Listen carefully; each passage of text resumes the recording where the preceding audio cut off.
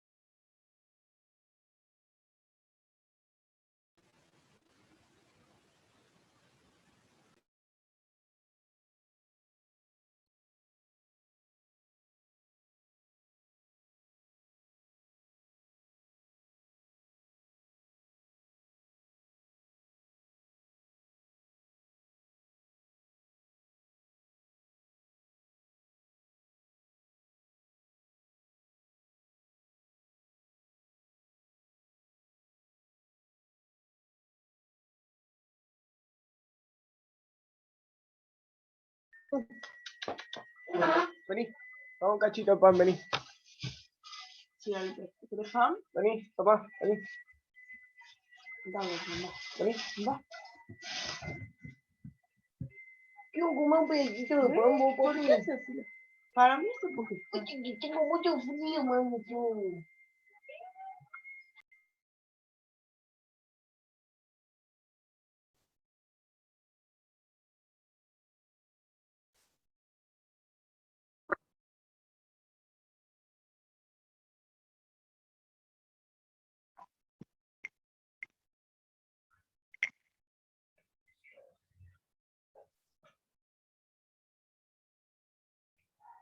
Hola Lucas, ¿cómo andás?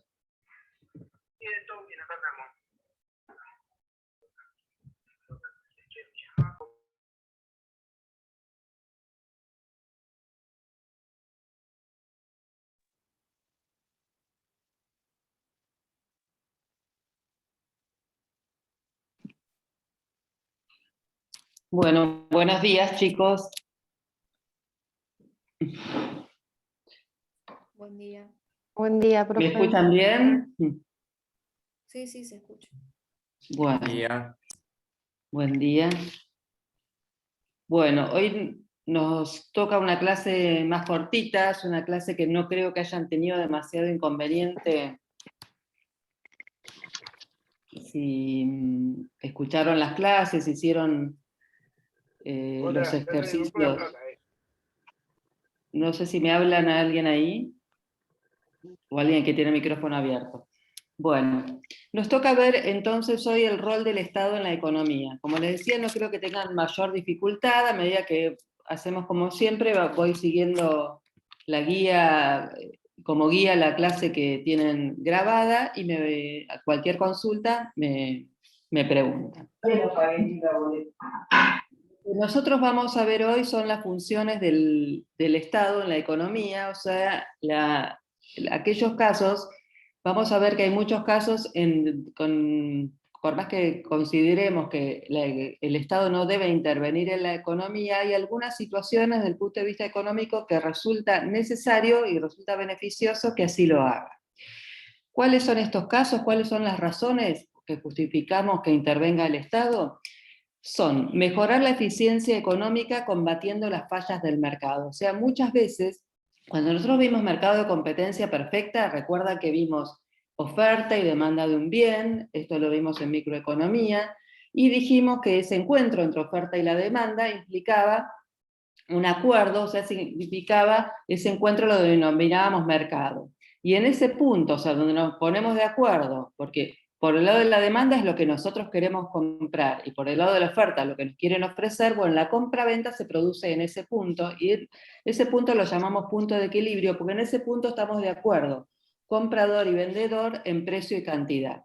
Entonces decimos que en ese punto es como que ambos tenemos, valoramos la misma utilidad y la fijamos en un valor de precio en el que acordamos.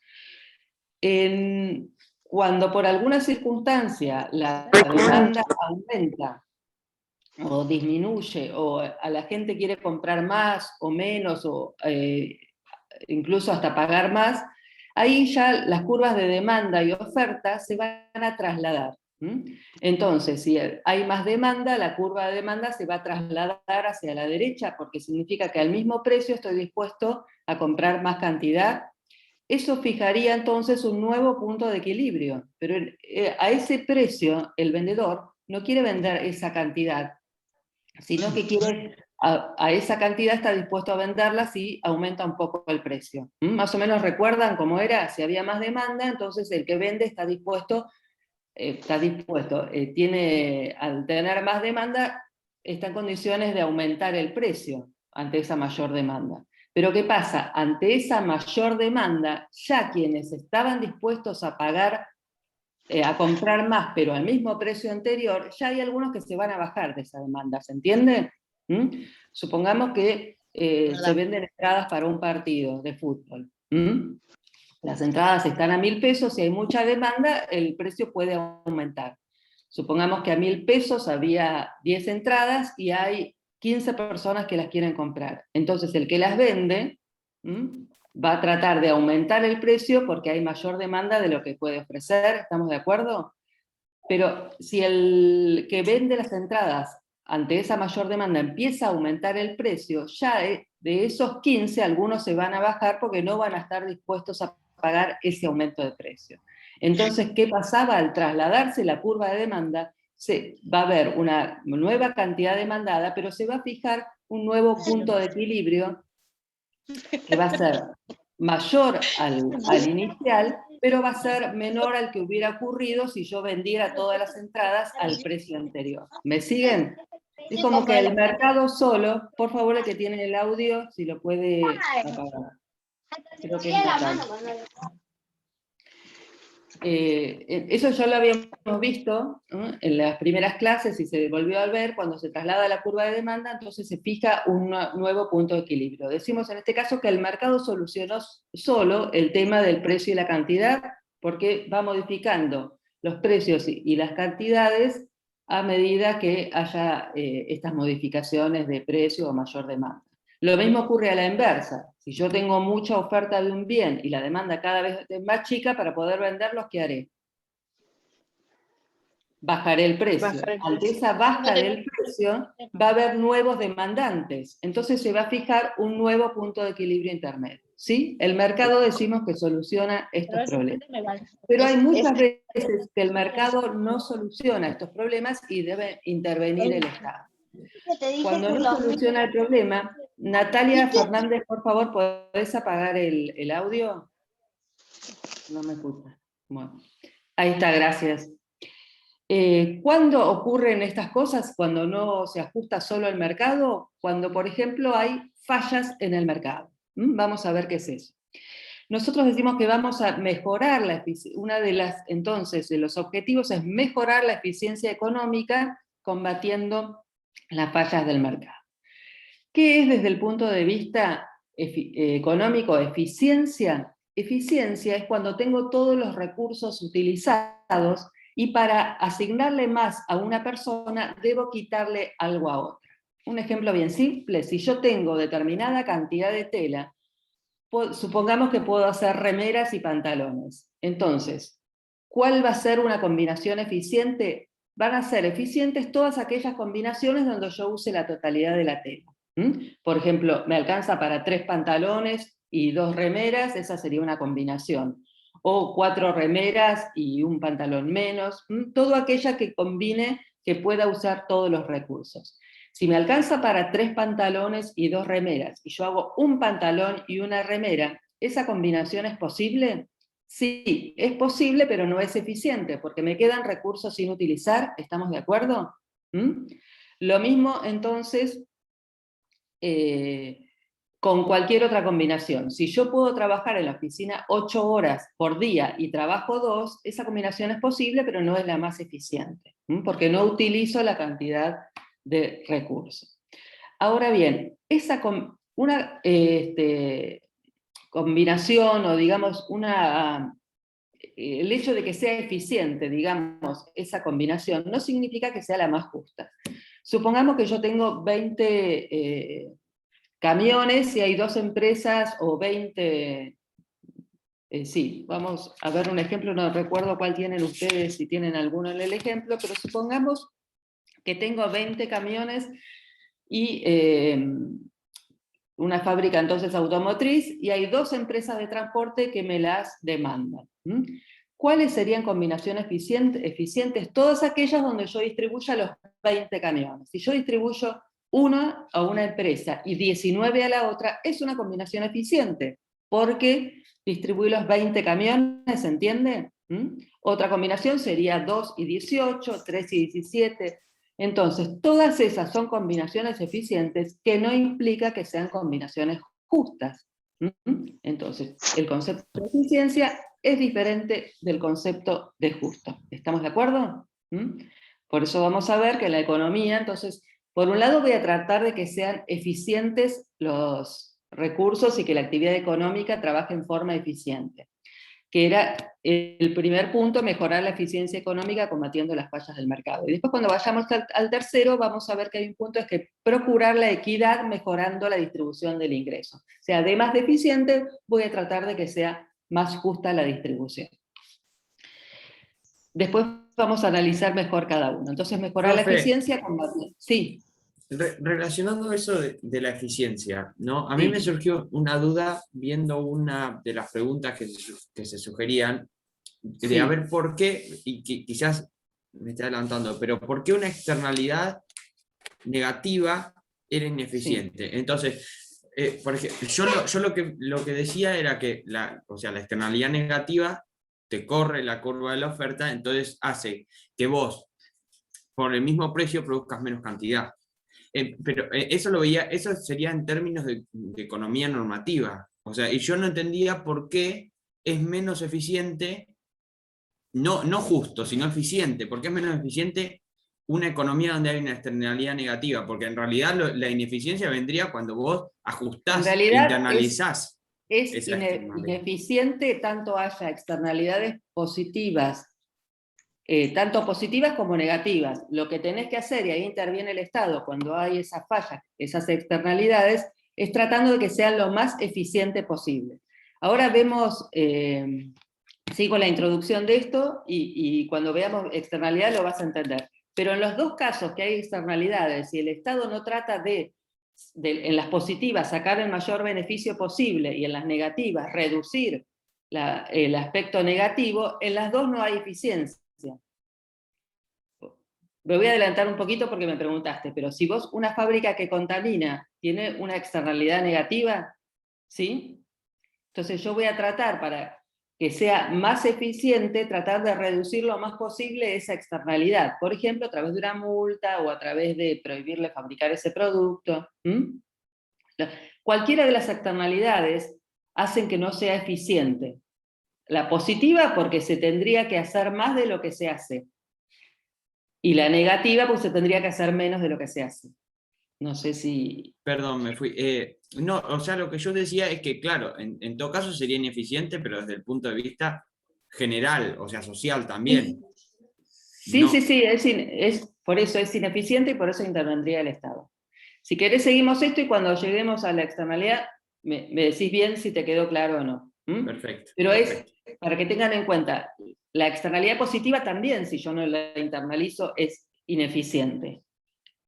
Por eso tiene que intervenir el Estado.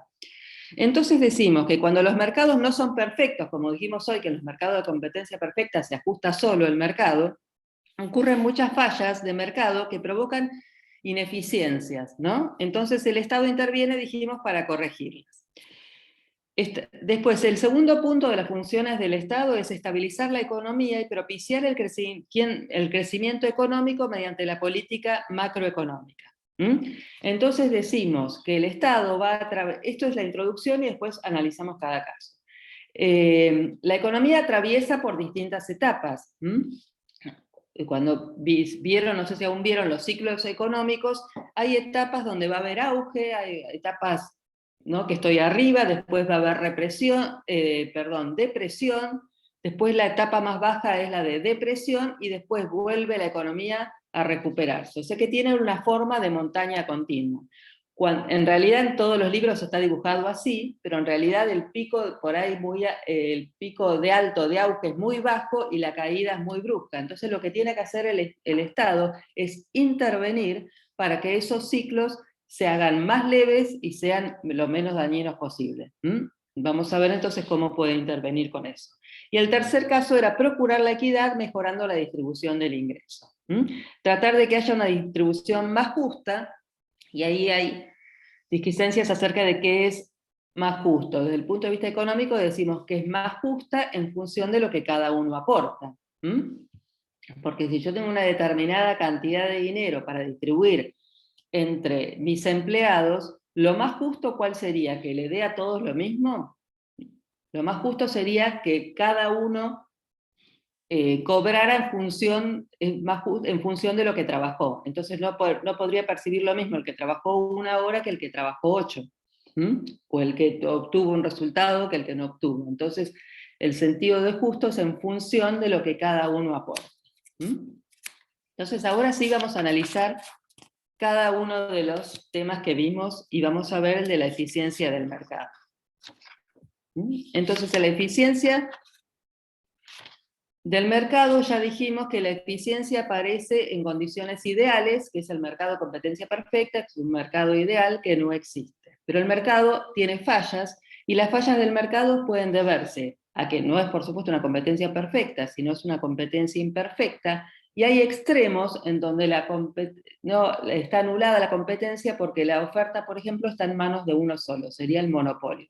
Entonces, quien tiene el poder de fijar el precio y las condiciones, en este caso sería el único oferente. Entonces el Estado interviene para combatir esas fallas y que esa persona no pueda, tenga límites a lo que pueda fijar. También se producen las externalidades, y ahí vamos a entrar a hablar de las externalidades. Y también la información imperfecta, porque los mercados de competencia perfecta, recuerdan que tenían que reunir sí o sí determinadas características, y uno, bueno, era que sea atomizado, que sea perfecto, y que las condiciones sean conocidas por todos.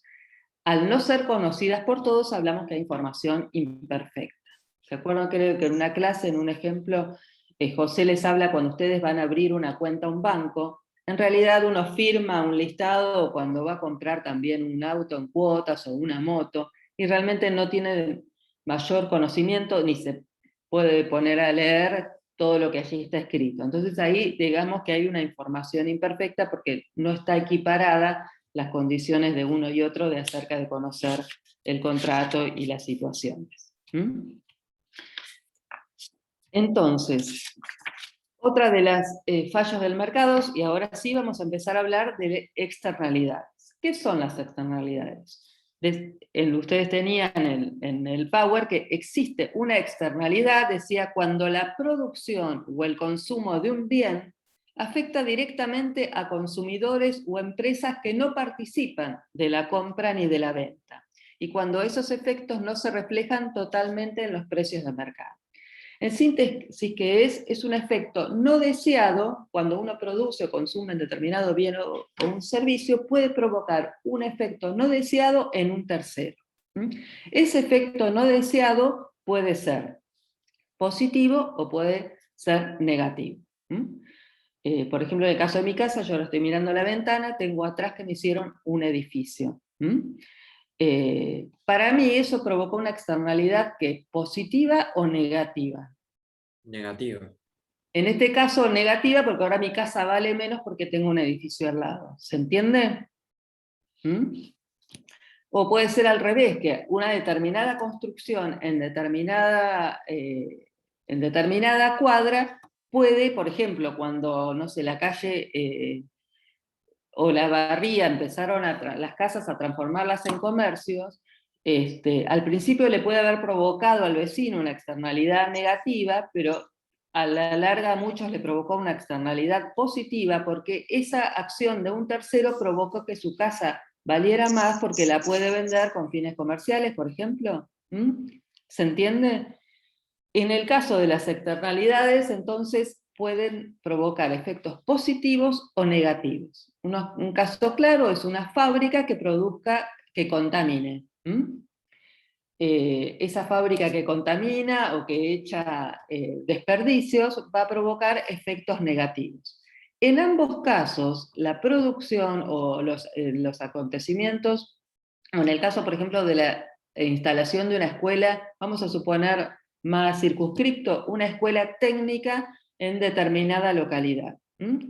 Eso va a traer efectos positivos a aquellos que están estudiando y salen con un oficio, pero va a provocar una externalidad positiva en la zona donde va a haber otro nivel de preparación de la gente, donde los chicos van a tener mayores herramientas para poder trabajar, provocando eso una externalidad positiva. ¿Se entiende?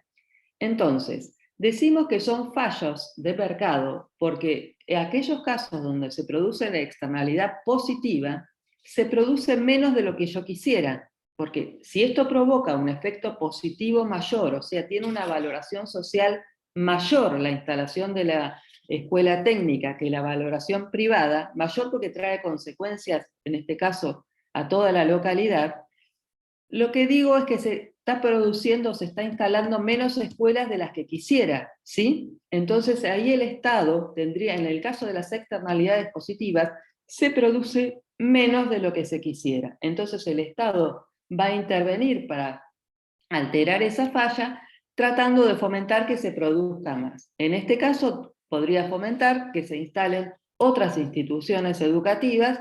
¿Y cómo hace para fomentarlas? Por ejemplo, subsidiando las escuelas. Por eso es que una de las razones de que se subsidia las escuelas es que, primero, que el Estado no puede, no da abasto o no tiene por ahí la capacidad para instalar las escuelas que debiera haber, y otra es porque, como evidentemente se produce una externalidad positiva, tengo que alentar que se instalen más instituciones, y de allí es que, por ejemplo, hay muchas de las instituciones que están subsidiadas. ¿Se entiende hasta ahí? En el caso de las externalidades negativas, ¿qué pasará? ¿Se produce más o menos de lo que resulta más conveniente? Se produce más de lo... Como eso produce un efecto negativo, allá no hablo de valoración, sino que el costo social es mayor al costo privado. Aquella empresa que elimina desperdicios y que contamina, bueno, evidentemente tendrá un costo, pero el costo social es mucho mayor por todos los efectos secundarios que puede provocar.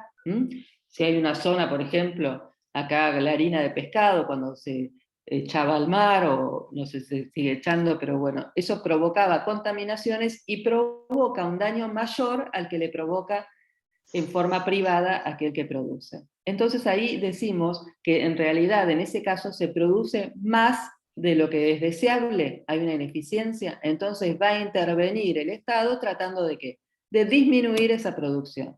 ¿Cómo puede hacerlo? Fijando límites a la producción, o directamente prohibiendo ese tipo de actividad, o fijando multas. Y bueno, acá sabemos que muchas veces hay actividades que se arriesgan y tienen más ganancia que la multa, que lo que representa la multa, entonces la siguen haciendo.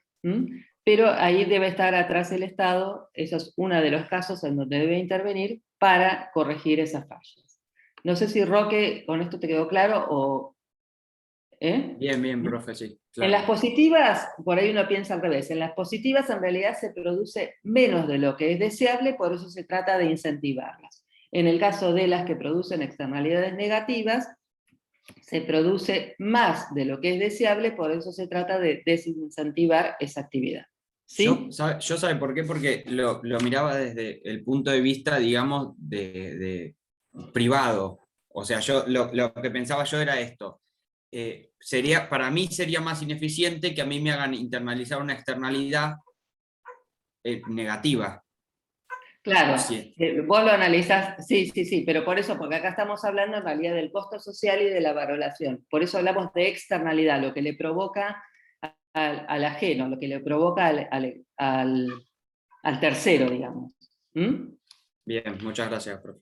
Bueno, por ejemplo, supongamos que yo hubiera, que el kiosco de la esquina de la facultad, que lamentablemente ustedes no pueden asistir todavía, pero ojalá pronto se pueda. Si ese kiosco hubiera estado antes, el hecho de que instalaran la facultad ahí le iba a provocar una externalidad positiva, porque le iba a traer más clientes, por el caso de los alumnos, ¿sí? También puede, entonces... Alejandra, sí. en el tema de la fijación de precios máximos, Sí. Juega, porque ahí interviene el Estado, si bien con acuerdos con privados, ¿cómo juega en esto? Mira, no escuché, Priscila, si podés bajar el audio, te agradezco. ¿Me podés repetir? Sí, ahí me oí. Sí. ¿Cómo juega el tema de los precios máximos fijados por el Estado con acuerdo Sí. con los privados? ¿En cómo interviene como externalidad, me decís? ¿O como... ¿Sería externalidad? No, sería más una medida de la última, para tratar de tener una distribución más justa. Que en realidad, casi siempre los precios máximos se fijan en aquellos productos de primera necesidad y donde el poder adquisitivo del momento resulta insuficiente para acceder a esos bienes, entonces lo que se trata es eficiente cuando es en el corto plazo, y se trata entonces de, con esa medida, que la gente pueda acceder a esos bienes. ¿Mm? Pero no lo veo como una externalidad. Priscila, no te hagas problema, está pidiendo disculpas. ¿Mm? Sería más una medida de lograr una mejor distribución del ingreso, en cierta forma. Ajá. ¿Mm? El último tema. Igual ese precio va a ser para todos, pero en realidad es una medida que busca favorecer al consumidor, en este caso puntual, y es para productos, para que sirva de primera necesidad y por corto plazo. ¿Mm? Porque a la larga, si vos esa medida la dejás, que es lo que está sucediendo, que muchas veces es que yo fijo un precio máximo que queda desactualizado y ese precio máximo no alcanza a cubrir los costos. Entonces, por un lado, beneficio al consumidor, pero perjudico al productor, entonces a la larga va a tener consecuencias como mercado negro o como, vieron que se reducen los paquetes de galletitas, por ejemplo. ¿Mm? Sí, sí. Eso tiene que ver también con un costo, porque para que sirva también, por lo menos tiene que cubrir los costos mínimos del producto. ¿Mm? Sí.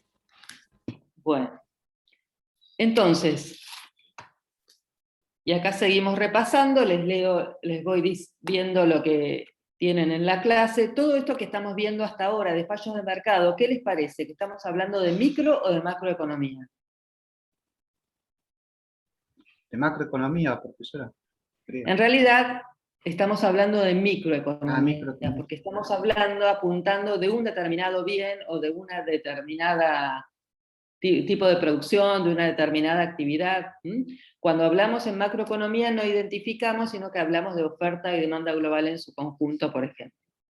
Si ustedes vuelven a ver las filminas o los PowerPoint, van a ver que arriba dicen, en el caso de esta unidad, microeconomía o macroeconomía. En esta seguimos hablando de microeconomía. Entonces decimos, con una acción privada tiene efectos colaterales o externos que afectan en gran medida a otras personas, existe un problema de externalidades, ¿sí?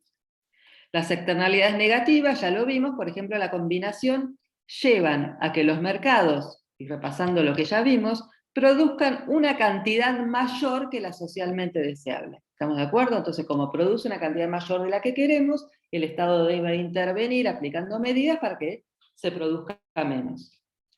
En cambio, en un mercado con una externalidad positiva, el ejemplo de la educación, asociada a la producción, al consumo de un bien, será ineficiente. En el equilibrio del mercado, el beneficio marginal de todas las partes es mayor que el costo marginal de todas las partes. ¿Qué quiere decir esto?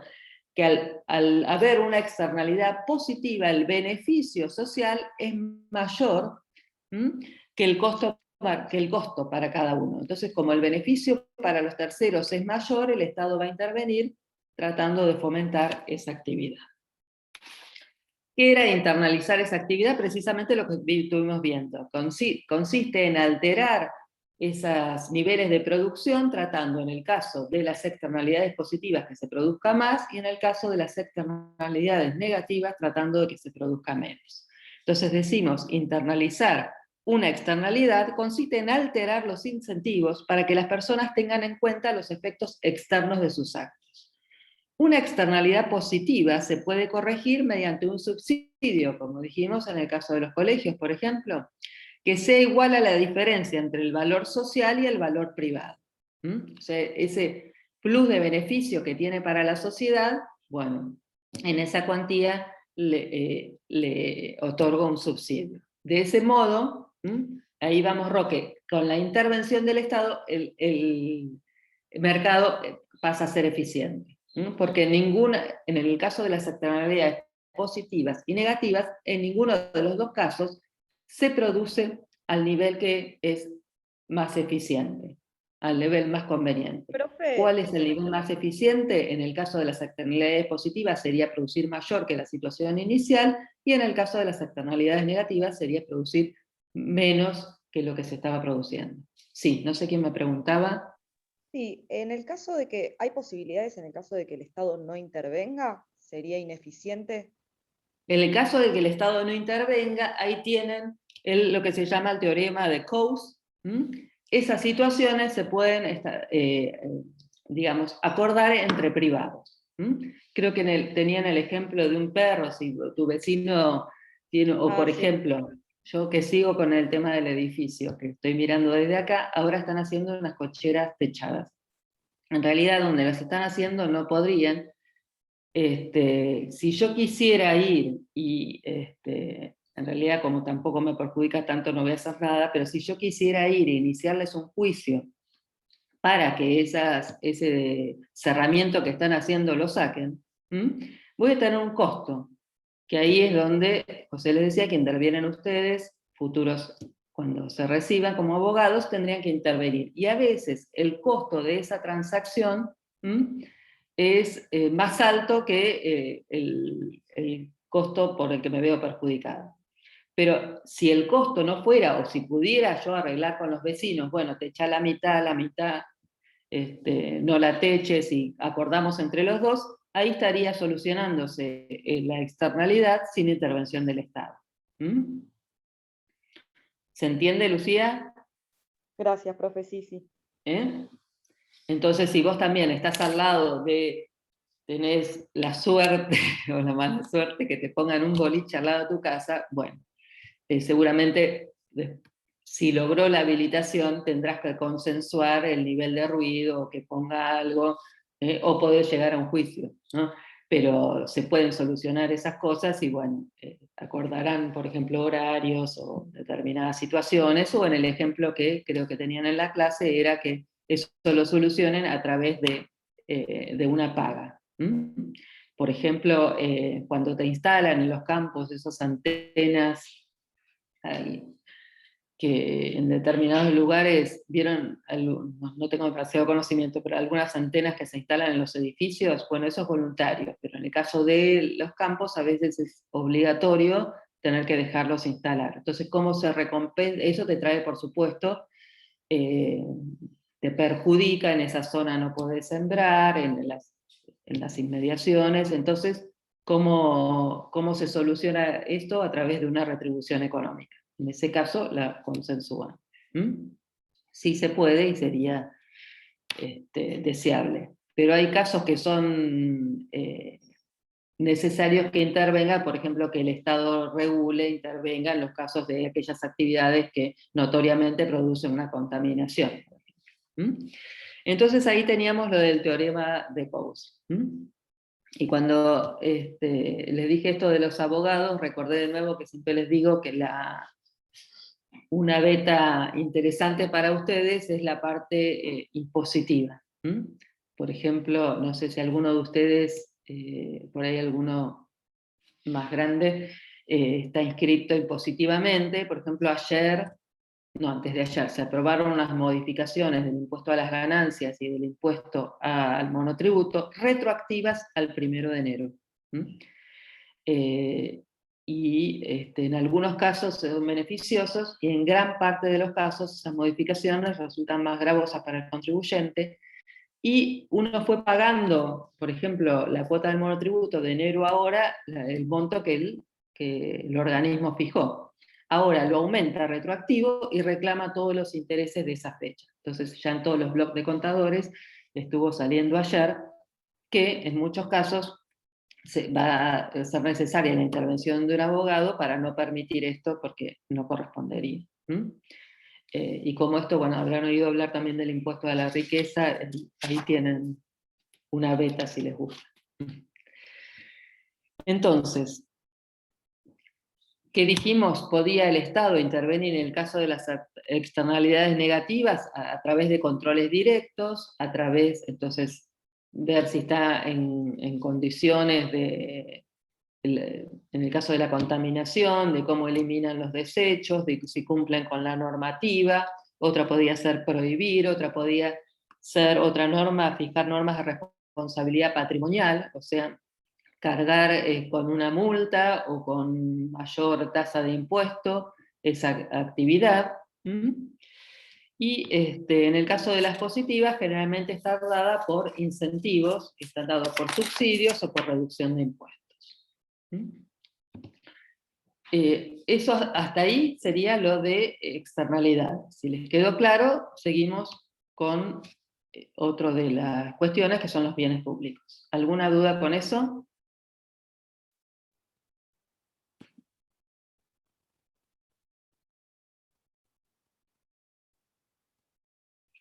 A ver.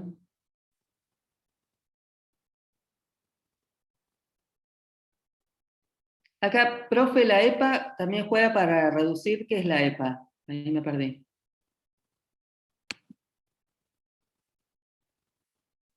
Una pregunta que había en Creo el que chat. se refiere, en el texto lo daban la EPA como sí, es un organismo que, digamos, que vendría a controlar la producción de basura, no sé, pero no lo vi Claro, concreto. sí, sí, sí.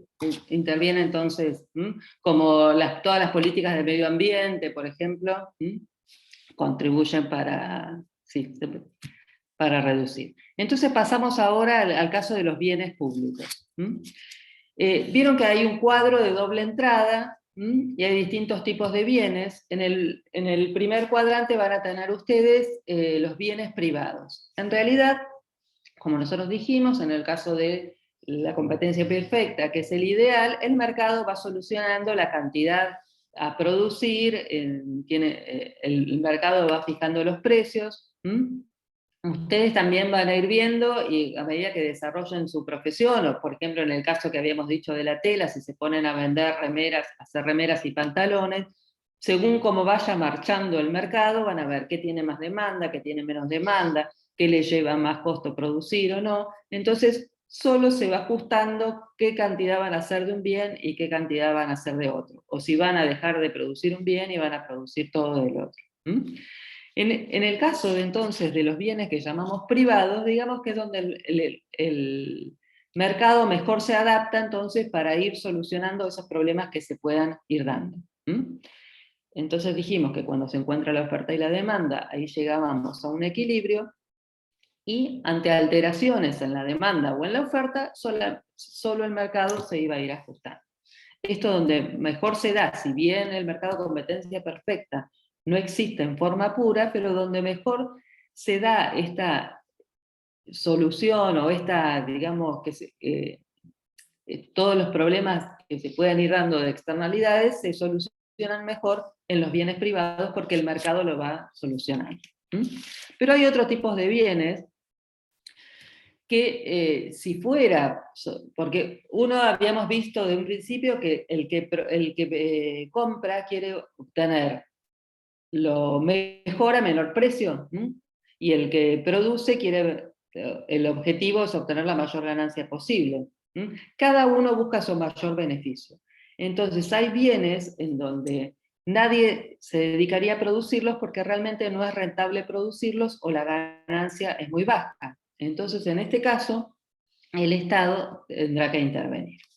Vamos a comenzar entonces a analizar cómo podemos clasificar a los bienes. Los bienes podemos decir que son excluyentes o no excluyentes. ¿Qué tenía en cuenta para definir si un bien era excluyente o no excluyente? Si lo puede consumir una persona, solamente una persona a la vez, o lo pueden consumir más personas. Tenían, creo que el ejemplo de un sándwich, por ejemplo, una bebida, mientras la tomo yo, no la puede estar tomando otro. Pero, por ejemplo, el hecho de esta clase dada por Zoom, ¿es excluyente? No, porque más de uno, son varios los que pueden estar consumiendo o haciendo uso de ese servicio a la vez. ¿Estamos de acuerdo? Entonces, en este caso tendríamos la bebida o el sándwich o la comida sería excluyente. El caso del servicio, por ejemplo, de Internet o del Zoom sería excluyente o no excluyente. Es no excluyente. ¿Estamos de acuerdo? Pues tiene que ver con que la puede usar uno solo a la vez o no. Además también decimos que son, perdón,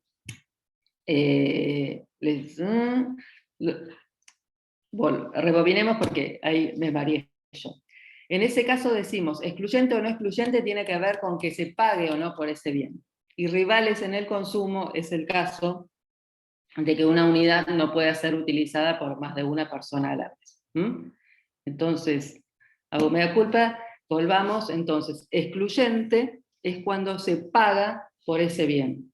En el caso de un bien que no se pague, por ejemplo, es cuando yo voy a la playa y me baño en el mar, por ese bien no pago. En cualquiera de los otros casos donde yo pago por el bien, estaré hablando de que son bienes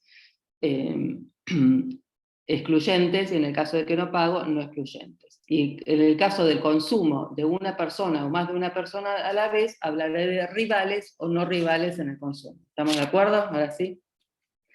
Bueno, entonces, el cuadro que ustedes tienen, por un lado rivales en el consumo, que dijimos que no pueden ser consumidos por una sola, que tenemos en cuenta si puede ser consumido o no por una persona a la vez. Los no rivales en el consumo pueden ser consumidos por más de una persona, y los rivales en el consumo no. En el caso de los excluyentes hay que pagar por ellos, y los no excluyentes no hay que pagar por ellos. Entonces vamos a tener un cuadro de doble entrada donde voy a tener que los rivales en el consumo, que son los que no pueden ser consumidos por más de una persona a la vez, pueden a su vez ser excluyentes o no excluyentes, de acuerdo a que deba pagar por ellos o no. ¿Sí? Entonces, los rivales en el consumo excluyentes, porque los consume una persona a la vez y debo pagar por ellos, son los que denomino bienes privados. Entonces acá hay un bien y pago por ese bien, y yo soy el que lo consumo. Entonces es lo que más se adapta a cuando hablábamos de la curva de oferta y demanda. Se fija un precio y una demanda, y el mercado se va adaptando ante los cambios que hubiera en la oferta y la demanda. ¿Sí? Esos son los bienes privados. Ahí tienen como ejemplo el trigo, por ejemplo el auto. El auto, compro el bien, debo pagar por el bien, y en el caso que tenían ustedes en el ejemplito de la clase, era que lo puede conducir una sola persona a la vez. Dentro de los rivales en el Profe, consumo, sí. Perdón, entonces los bienes privados vendrían a ser excluyentes y rivales. Sí, sí. Bien. Entonces, rivales es que pueden ser consumidos, no tengan en cuenta que me parece que me confundí el principio. Entonces, rivales en el consumo tiene que ver si pueden ser consumidos por más de una persona a la vez, y excluyente que debo pagar por ellos. Entonces, los bienes privados son rivales en el consumo y son excluyentes. Después tengo casos que son rivales en el consumo, que no puedo consumirlo más de una persona a la vez, pero no debo pagar por ellos.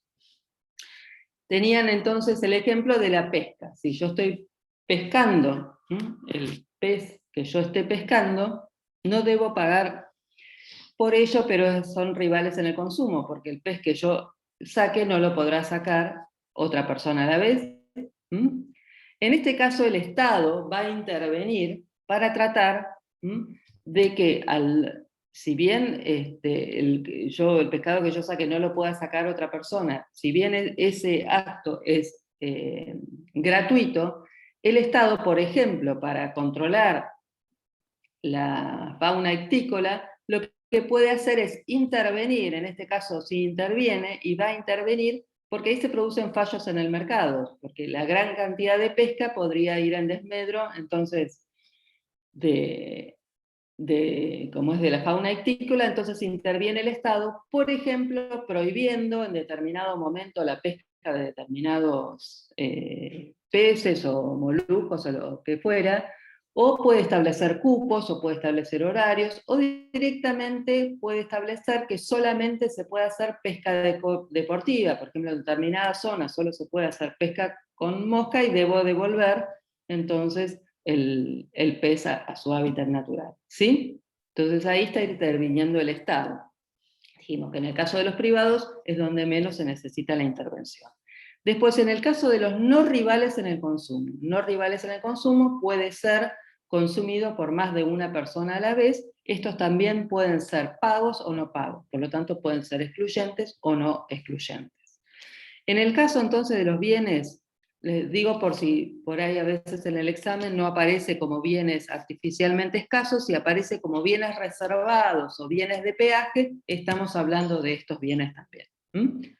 Los casos más comunes son la televisión por cable, Netflix, el sistema de internet.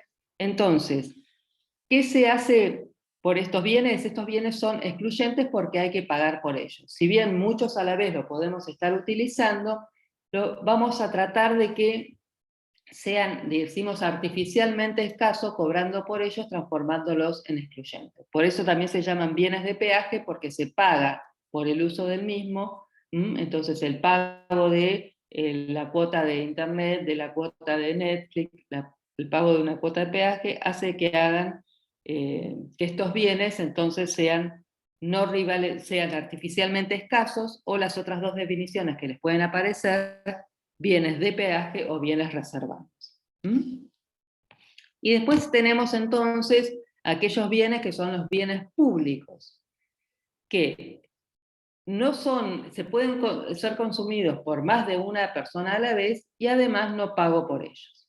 A esto lo llamo bienes públicos. Este tipo de bienes no sería rentable o servicio que lo produjera, o conveniente en muchos casos, un privado, entonces quedan en manos del Estado. Por eso lo denomino bienes públicos, y los casos que tenían ustedes en el ejemplo son el caso de la justicia, de la defensa nacional, por ejemplo. Estos bienes no debo pagar por ellos y no son rivales en el consumo, porque el beneficio o el uso puede ser por más de una persona a la vez. Profe, te hago una Sí. consulta. El profesor Sí. en el video había explicado que la educación pública no formaría Sí. parte de un bien público, y no me quedó claro eso. No formaría parte de un bien público desde el punto de vista que el mismo puede llegar a ser no excluyente. Puede llegar a ser, claro, puede llegar a no ser no excluyente, o puede llegar a ser excluyente cuando, por ejemplo, se fija un arancel. Hay lugares donde la universidad pública es de acceso público, pero se paga una cuota o un arancel. Y en el Eso, caso de que no se profe, pague, eso.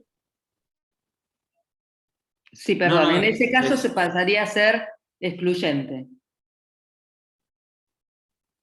pero en el caso de que no se pague un arancel, ¿no vendría a ser un bien público?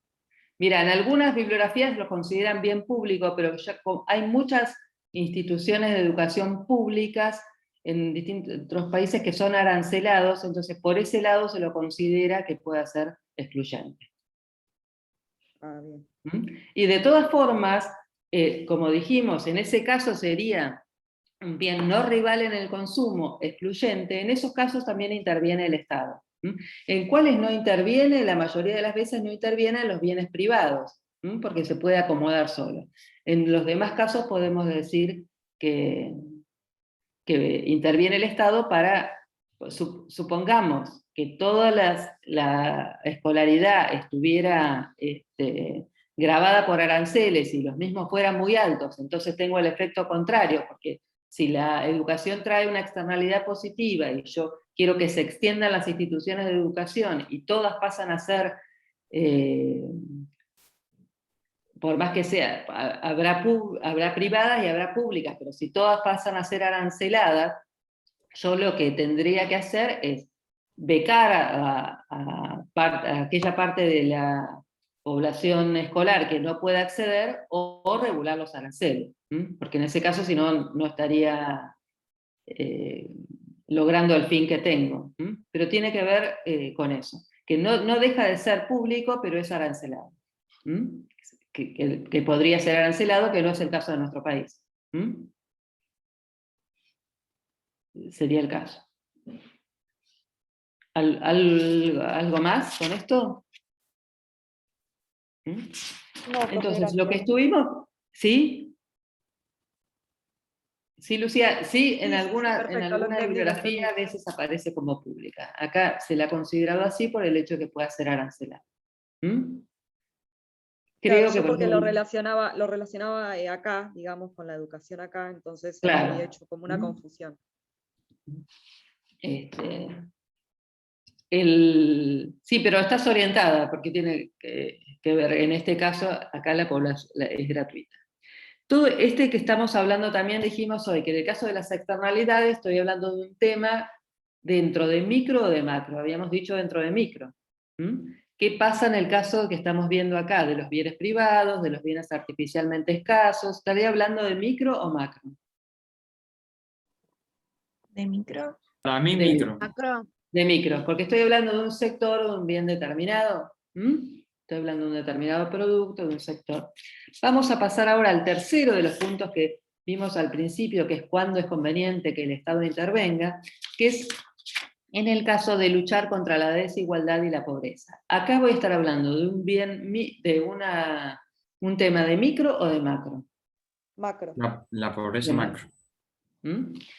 En este caso, porque hablamos en términos generales de los niveles de pobreza y de desigualdad. Entonces, el Estado debe intervenir, es uno de los puntos claves para intervenir, para disminuir la pobreza y la desigualdad.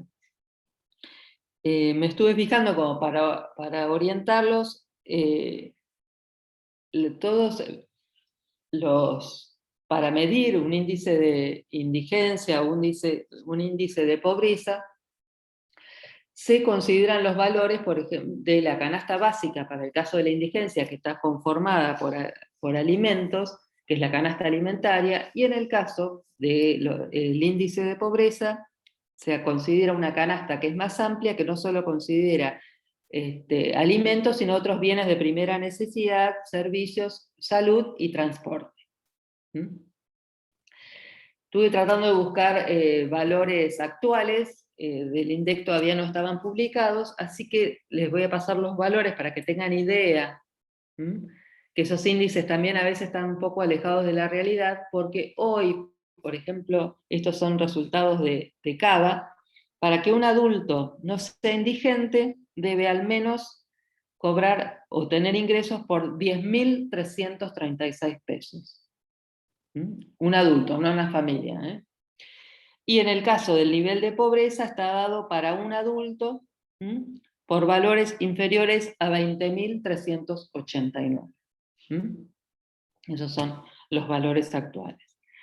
Lo que vieron ustedes en la clase se habla de la curva de Lorenz, y es un gráfico donde ustedes tienen graficada una bisectriz de 45 grados y donde un eje se miden porcentajes, el ingreso nacional y el otro el porcentaje de familias.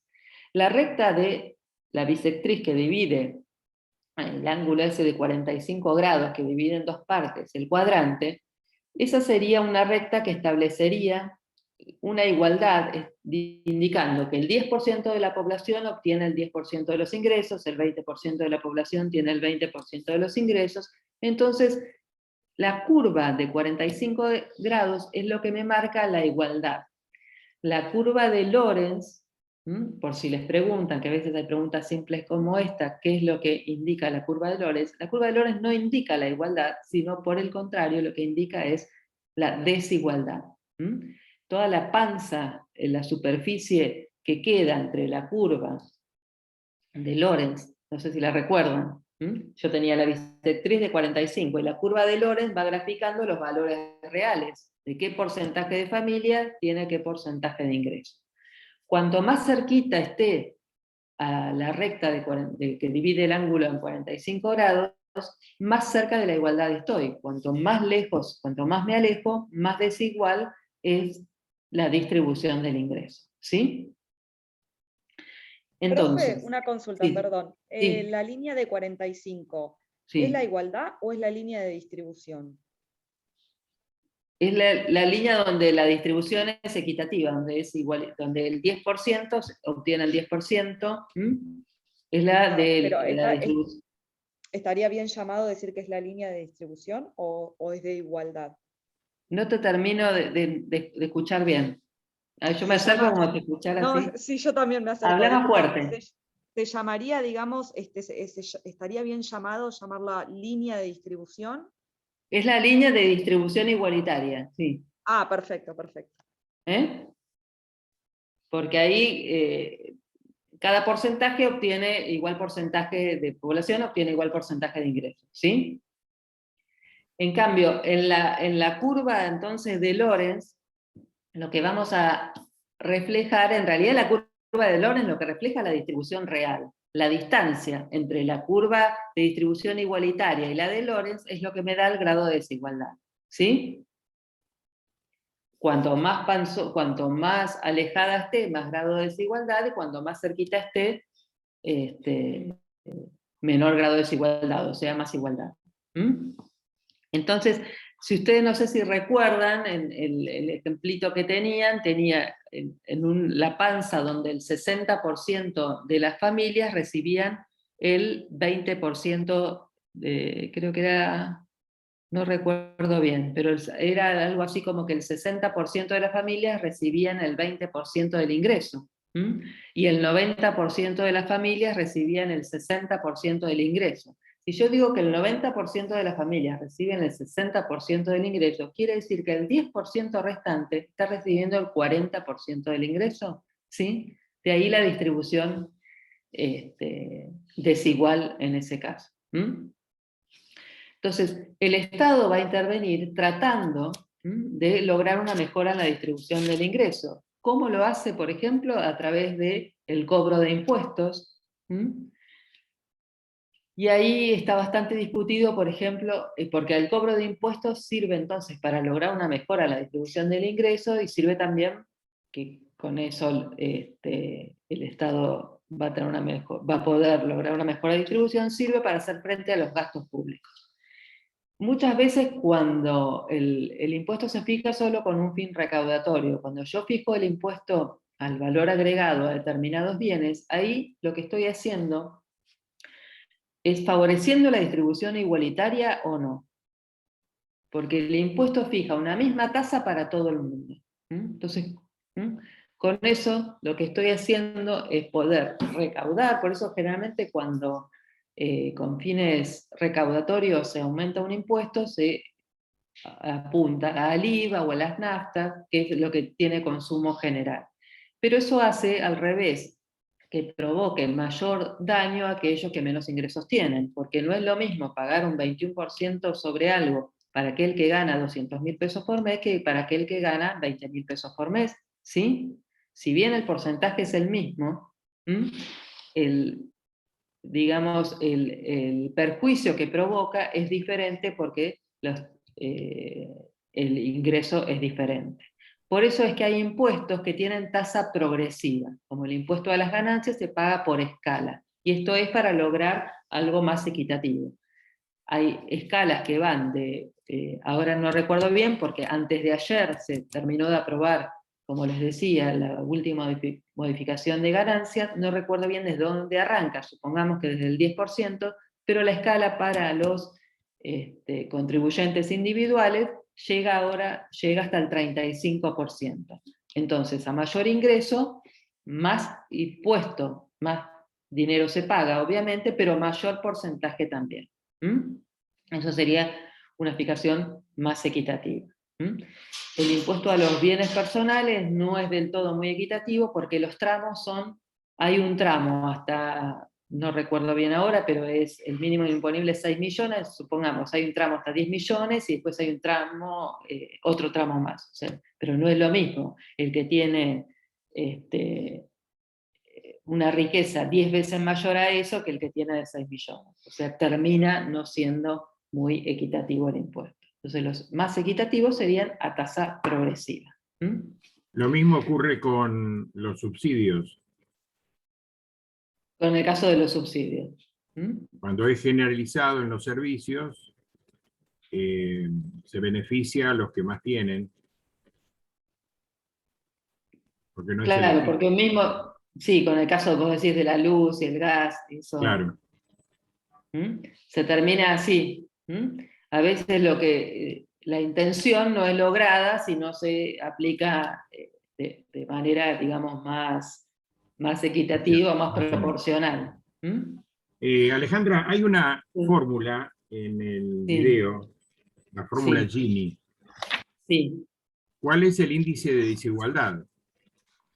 Sí, el índice de desigualdad, decimos, sí, yo no se las di a propósito porque no quiero que se compliquen demasiado por eso. El grado de desigualdad entonces está dado en esa distancia que nosotros dijimos, y lo medimos en porcentajes.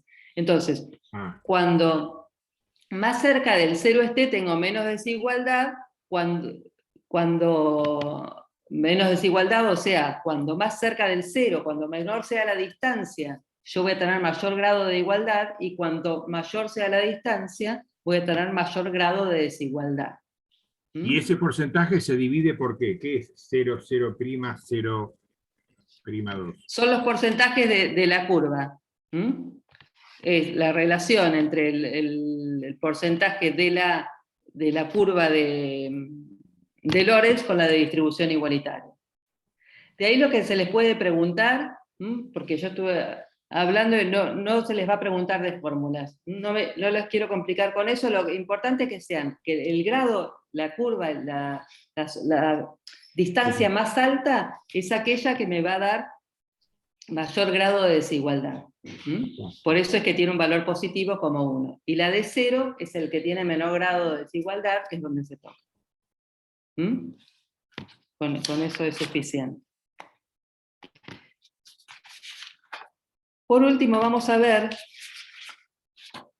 que nosotros dijimos que cuando intervenía el Estado, intervenía, por ejemplo, fijando impuestos. Cuando nosotros vimos demanda y oferta global, analizamos la forma más simple de demanda, que era la del sector privado, consumo más inversión, ¿sí?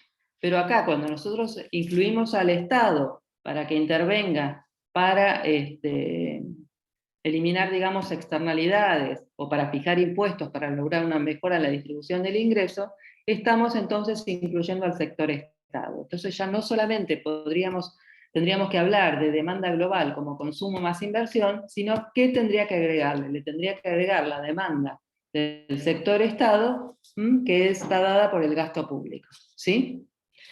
Entonces, por eso que ustedes en el gráfico tenían, que yo tengo, gráficamente, recuerdan que la inversión la graficábamos como una recta paralela al eje horizontal, y si era paralela al eje horizontal, ¿de qué tipo de inversión estoy hablando? ¿De la inversión autónoma o de la inversión inducida?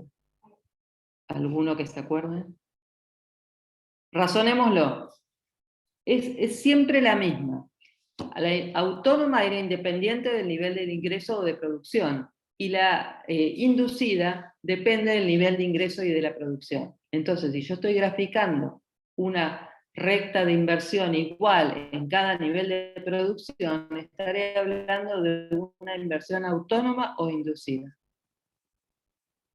Autónoma, ¿sí? Porque no depende del nivel de ingreso de producción, es siempre el mismo nivel, ¿sí? Después, a la inversión consideramos, si recuerdan el gráfico, consideramos el nivel de consumo. El nivel de consumo, recuerden siempre, no arranca nunca desde cero, siempre hay un consumo mínimo, que es el consumo de subsistencia, ¿sí? Si yo al consumo de inversión, voy a tener demanda global, la suma del consumo más inversión. Si hago intervenir al Estado, esa demanda global va a ser mayor o menor, va a ser mayor, la voy a trasladar hacia arriba, agregándole la demanda global. Perdón, el gasto público. Entonces, ¿qué vamos a decir? Que en este caso la demanda global va a estar conformada por el consumo más la inversión más el gasto público. ¿Estamos de acuerdo hasta ahí? ¿Sí? Entonces yo podría decir que el nuevo nivel de equilibrio va a estar donde se corte la recta de 45 grados con la curva de demanda global, que va a estar formada por el consumo más la inversión para el gasto, más el gasto público. Ahí tendría un nuevo nivel de ingreso de equilibrio. ¿Pero es cierto esto? No, porque yo cuando interviene el Estado, si bien va a haber más demanda global, a mí me va a implicar mayores costos. Esos mayores costos van a estar dados por los impuestos, ¿sí? Entonces recuerden que cuando yo agrego al sector público, la demanda global no va a ser exactamente la misma que la curva de consumo más inversión más el gasto, sino que va a tener una pendiente diferente debido a la inclusión de impuestos. ¿Se acuerda cuando vimos el caso de los helados? Cuando el Estado intervenía fijando un impuesto, ese impuesto lo terminaba pagando ¿quiénes? El productor y el consumidor, ¿sí? Porque el productor no puede trasladar, supongamos hoy que a mí me aumentan el monotributo o estoy en una escala de ganancias y me aumentan. Si yo pudiera trasladar todo eso al cliente, sería una de las situaciones. Pero generalmente uno no puede trasladar de repente todo ese ingreso ese aumento de los impuestos, entonces parte lo asume el productor y parte lo asume el consumidor. Por eso es que la recta es diferente. Entonces decimos que la demanda global, cuando se fijan impuestos, no crece tanto como si no hubiera impuestos, porque cada uno que produce, cada vez que se produce, un porcentaje de esa producción va al Estado a través de impuestos. ¿Sí? Alejandra, en DG es demanda global, ¿y OG qué es? Sí. ¿Cómo? Oferta global. Ah, oferta.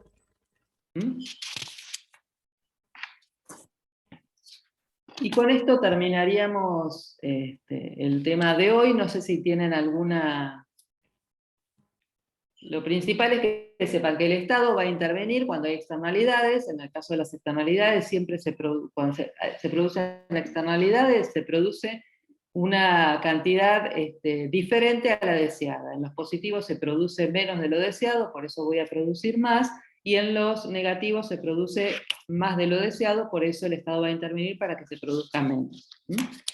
Puede solucionarse en forma privada, sí, tal como establecía el teorema de Coase, y eso se da en la práctica un montón de situaciones donde se resuelven en privados, y ahí intervienen, por ejemplo, los abogados a través de la instancia previa a un juicio, que es la mediación. Entonces, a través de la mediación, sin necesidad de intervención del Estado, se pueden solucionar.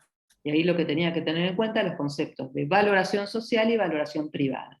Privada era cuando hay una externalidad positiva, la valoración que hacen los privados de esa actividad. Por ejemplo, yo pongo una institución educativa, el beneficio o el logro que logro en forma privada, y la valoración social es la consecuencia que la instalación, por ejemplo, de esa institución provoca en la sociedad. Generalmente en las positivas la valoración social es mayor a la valoración privada, por eso que interviene el Estado tratando de fomentar ese tipo de actividad para que se acerque la cantidad producida a el beneficio social que había logrado.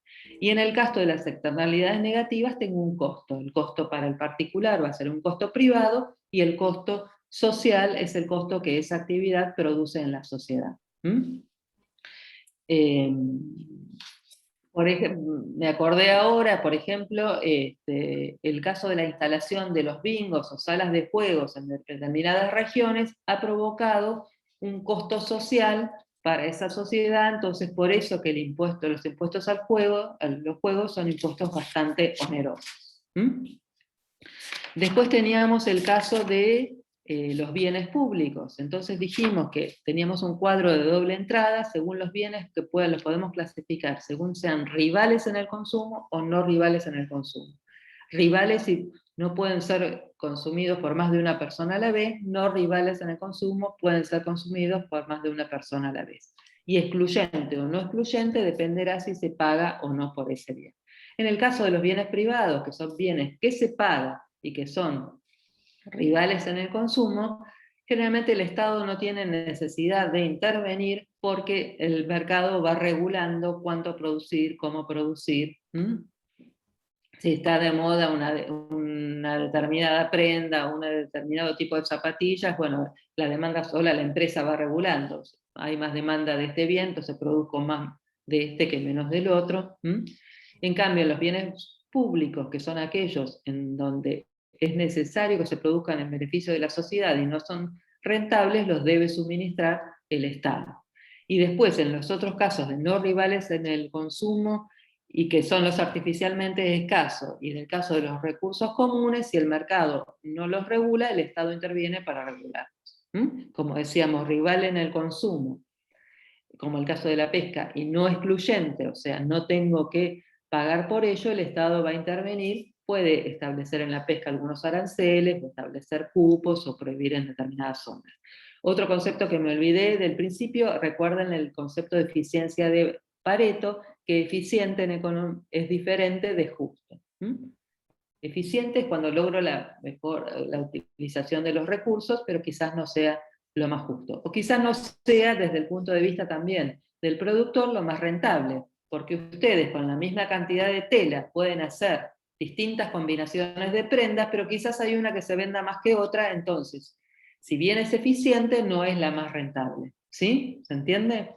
o si bien es, por ejemplo, si yo me dedico las 8 horas de atender el estudio a la parte, supongamos que más me guste, que es la contable y no la impositiva, puedo tener solamente clientes, o supongamos que pueda dedicarme solamente a la parte contable y no la impositiva, pero puede que la otra sea más rentable que esta actividad. Entonces, no siempre lo más eficiente es lo más rentable y no siempre lo más eficiente es lo más justo. ¿Sí? Bueno, en el caso de los bienes creo que no hay problema, y la curva de Lorenz, entonces lo que me muestra es el grado de distribución de los ingresos en las familias. La recta de 45 grados es la recta de la distribución igualitaria, y yo voy a sacar el grado de desigualdad comparando, gráficamente lo veo a través de la panza que tiene y de la distancia que hay de un extremo de un punto de la curva de Lorenz hacia la recta de 45. O también lo puedo sacar como una fórmula en porcentajes, y cuanto más se acerca al cero, el resultado va a ser menor el grado de desigualdad, y cuanto más se aleje va a ser mayor el grado de desigualdad. ¿Cómo interviene el Estado? Dijimos, puede intervenir, por ejemplo, fijando impuestos. Para que se logre mejor el resultado de la mejora en la distribución de la riqueza, lo que tendría que tratar de que no fueran tasas fijas, sino que los impuestos fueran a tasa variable. A veces hay situaciones en donde cada vez la torta se divide entre más personas. Si hay mucha gente que no contribuye al proceso productivo y recibe un beneficio, evidentemente ese beneficio sale de aquellos que producen. Por eso es que yo a veces pienso, cuando me toque jubilarme a mí, cada vez menos gente va a estar aportando, o sea, evidentemente por eso también los jubilados cobran cada vez menos, porque la masa que aporta es cada vez menor. ¿Qué sería lo ideal? Lo ideal sería no dividir entre cada vez más personas, o si se divide entre cada vez más personas, lograr, digamos en este caso de la torta, que se divida entre más porciones, de que la torta sea cada vez más grande, o sea, que se produzca cada vez más para poder lograr una mejora en la distribución. Y no se saquen porciones para otros usos. También, y si se saca, ¿no es cierto?, que haya un recurso genuino, porque si no, eso pasa también en las cajas de jubilaciones privadas. Sí, La por eso. jubilación, por ejemplo, sin meternos en nada del Estado, la jubilación, en el caso de los contadores, es bastante baja. Y bueno, eso también lo tendrán que tener en cuenta ustedes el día de mañana cuando se reciban y trabajen de ello, que en el caso de los profesionales independientes, acá que hablábamos de la capacidad de la distribución del ingreso y la capacidad de ingreso que tenga cada uno, del poder adquisitivo que tenga cada uno, los profesionales independientes varía mucho el ingreso cuando uno está en actividad, cuando uno pasa a ser pasivo, o sea, a jubilarse.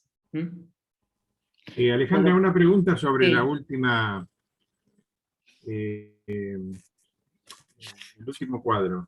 Sí. La línea vertical es la suma de la demanda global y oferta global, ¿quiere decir que son equivalentes? La oferta global y la demanda global, habíamos dicho que la medíamos en Coinciden. función de lo que uno puede producir, pero la línea vertical, ¿me dijiste? Sí. ¿Cuál Dice, vertical? en efectos del gobierno impuestos. DG y OG es la vertical. No, no, la demanda global la tenés como una curva creciente. Y la recta que tenés hacia abajo marca el ingreso de equilibrio. Sí. Y la bisectriz, es decir, la línea de 45. Esa sí es el grado de igual. Ahí en esa bisectriz se supone que oferta y demanda global son iguales. Ah, correcto.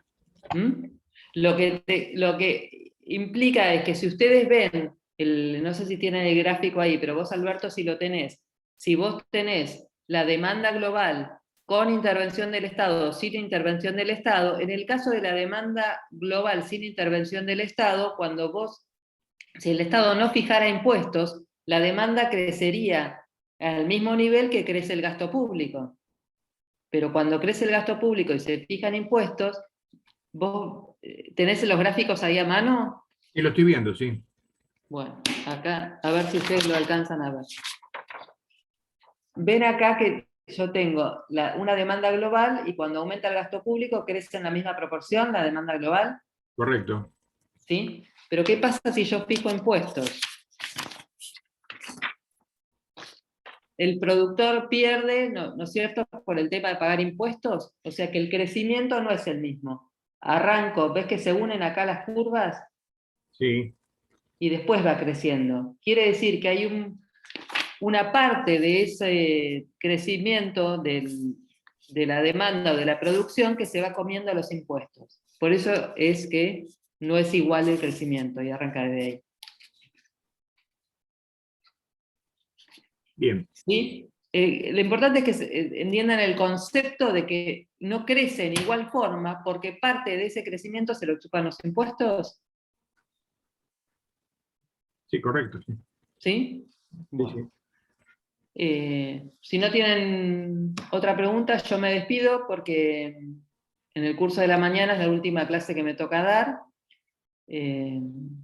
Espero que les vaya a todos bien y que los vuelva a ver, pero cruzándome el año que viene en la facultad por los pasillos, y no los quiero volver a ver en el curso, porque significa que no les hubiera ido bien, así que bueno, suerte. Pero faltan 2 encuentros más, creo, ¿no? ¿O no? Sí, pero no conmigo, no les toca conmigo. Ah, bueno. Profe, le hago una consulta. Sí. Perdón, con respecto al parcial, ¿cuántas preguntas van a hacer? No recuerdo, mira, no te quiero decir exacto, pregúntale bien a José, que es el que los arma. Me parece que el año pasado, la última vez fueron 20, y después 4 o 5 preguntas de desarrollo, que eran 20 multiple choice, pero preguntale mejor a él, que es el que los termina armando. Dale, gracias. Profe, una preguntita. Si no, ¿El parcial no lo es consultás oral? por ahí, yo le pregunto y le respondo. Pero la clase que viene lo van a tener con José, y él es el que yo conozco el parcial y en el mismo momento que ustedes, así que Perfecto, díganme. gracias. ¿Alguna pregunta más? Acá preguntan si el parcial no es oral. No es oral. El final es oral.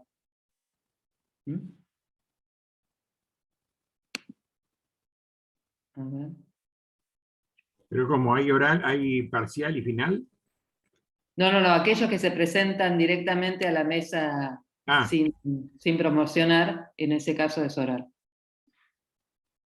Si dice 25 preguntas múltiple choice y desarrollar 3 preguntas o 4. Bueno, entonces Sí, va a ser así. Pero 25 minutos, las 25 preguntas. Sí, igual son de multiple choice, ¿eh? Bueno. Así que por eso les di que recuerdo alguna de que fuera, por eso les dije lo del grado, si la curva de Lorenz marca el grado de igualdad, esa fue una de las preguntas del momento. ¿Qué sería, verdadera o falsa? Falsa. Falsa.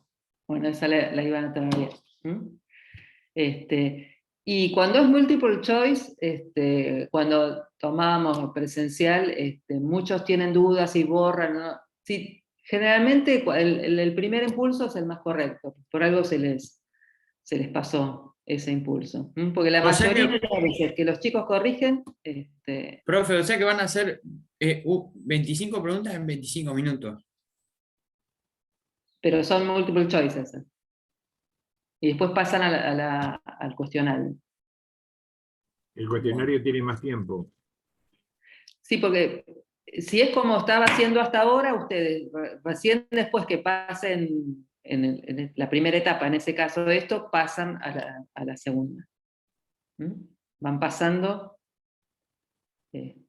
no pueden de entrada leer todo el examen. ¿Es acumulativo el tiempo que sobra del multiple choice?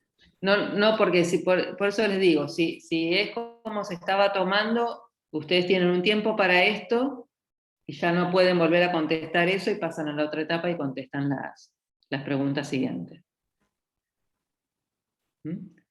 Por las dudas igual, consúltenlo bien con José, que es el que arma todo, el que tiene más conocimiento de esto, y además es el jefe de la cátedra. Pero era así hasta la última vez que tomamos. El año pasado fue todo un aprendizaje para nosotros, él está mucho más canchero con todo este armado, pero seguramente es así. Después que pasen la primera parte de contestar multiple choice, ahí recién van a poder contestar lo otro. Sí. Gracias, profe. Bueno.